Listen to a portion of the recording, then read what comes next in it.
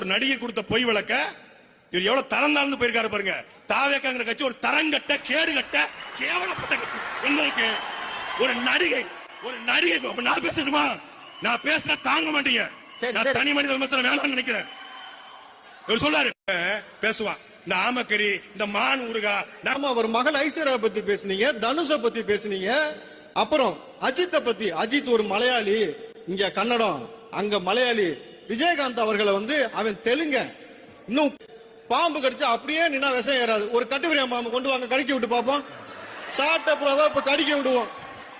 நீங்க அதே மாதிரி அமைதியா இருங்க. விஷம் ஏறுதா இல்லையான்னு நிகழ்ச்சி முடிவுக்குள்ளே தெரிஞ்சு போயிடும். புரியுதுங்களா? அப்போ அண்ணன் சொன்னா எல்லாத்தையும் கேட்க முடியாது. புரியுதுங்களா? நீங்க சாட்டை சேனல்ல நீங்க பேசுறதுக்கும் நாம் தமிழர் கட்சிக்கு எந்த சம்பந்தமும் இல்லைன்னு சொன்ன பிறகு எதுக்கு உங்க சேனல்ல உட்கார்ந்து விஜய் பற்றியே பேசுறீங்க? அப்போ விஜய பத்தி பேசினா வருமானம் வரும், காசு வரும். உங்களுக்கு ஒரு